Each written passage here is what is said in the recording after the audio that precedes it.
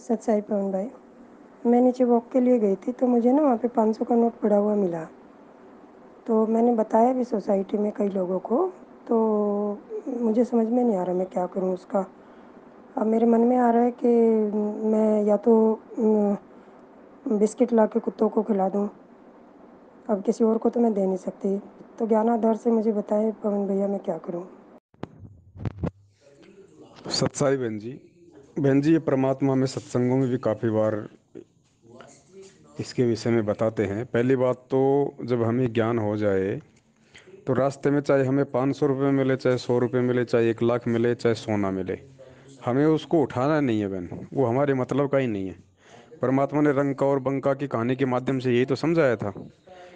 जब वो जा रहे थे, वो इतने गरीब थे, जंगल से लकड़ियाँ तोड़ तोड़ के लाते थे, अपना गुजारा करते थे। उनकी परीक्षा लेनी चाहिए थी। रास्ते में परमात्मा ने सोना बिछा दिया, जेवर। वो उसको ठोकर मार के चले गए, बोले मिट्टी पे मिट्टी क्यों डाल रहे हो, जबकि वो इतने गरीब थे। तो ये हमने उठाना नहीं है। चलो ये तो परमात्मा ने हो सकता है आपकी परीक्षा ली होगी, बाकी काल भी इस तरीके से हमारे साथ में छल बल कर सकता है। हमने मान लीजिए उठा लिया, वहाँ से 500 रुपये हम ले आए। आपने वहाँ पे कॉलोनी में आके बताया भाई 500 रुपये किसके, 500 रुपये किसके हैं। और काल वहाँ पे किसी में भी प्रेरणा कर देगा, या हो सकता है किसी के 10,000 रुपये कहीं गिर गए हों, वो गिर गए दूसरी जगह, और वो सोचेगा कि मिले इसको भाई, और ये खाली 500 रुपये देना चाहती है, बाकी ये 9,500 रुपये ये ये खुद खाना चाहती है मेरे। तो वो आपके पीछे लग जाएगा, फालतू में आपके साथ में झगड़ा करेगा कि मेरे बाकी के पैसे भी दे कहाँ हैं। तो काल भी हमें फंसाता है। तो बहन जी चाहे वहाँ पे 20 किलो सोना पड़ा हो, हमने ठोकर मार के चलनी है, थूकना उस पर हमारे लिए बिल्कुल मिट्टी है, कोई मतलब नहीं है। अब आप ले आई, अब बताओ, अब आप टेंशन में आ गई फालतू में। अब आप कुत्तों को खिलाओगी तो बताओ वो किसका धन है, वो किसका पैसा है। आप उस पैसे को आप कुत्तों को खाना खिला दोगी, लेकिन बाहर तो आपके ऊपर चढ़ेगा ना, क्योंकि वो पैसा तो था ना वो किसी न किसी का। तो ये काल भगवान की भी होती है, जो है ये सूक्ष्म चाल होती है।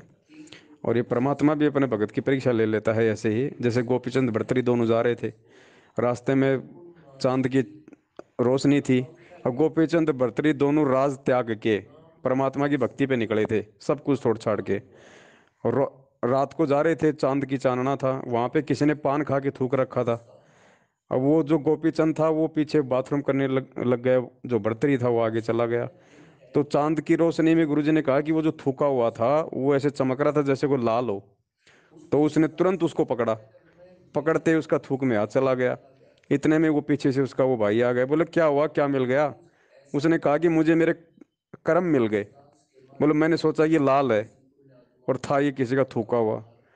तो बहन जी ये सारे उदाहरण परमात्मा ने हमें इसीलिए दिए हैं कि चाहे दुनिया का चाहे लाख पड़ा हो रास्ते में, सोना पड़ा हो किसी का, हमने ये भी नहीं सोचना कि इसको कोई और उठा लेगा, उसका मिसयूज कर देगा। वो यूज करे चाहे उसका मिसयूज करे, हमारे सिरदर्दी नहीं है वो, है ना। हमें परमात्मा के अनुसार चलना है। अब ये 500 रुपये जो आपको मिले हैं, आप इसको कहीं और मत देना। आप सोचो किसी बाबा जी को खाना खिला दूं, कुछ और कर दूं। आप इसको रखो अपने घर पे, और जब गुरु जी आए तब इसको गुरु जी को ही दान करना, वहीं पे इसका सदुपयोग हो सकता है। इसके अलावा कोई सदुपयोग नहीं है, क्योंकि इस पैसे को हम भी सेवा में नहीं नहीं ले सकते ना, क्योंकि पता नहीं ये किसका पाप कर्म है।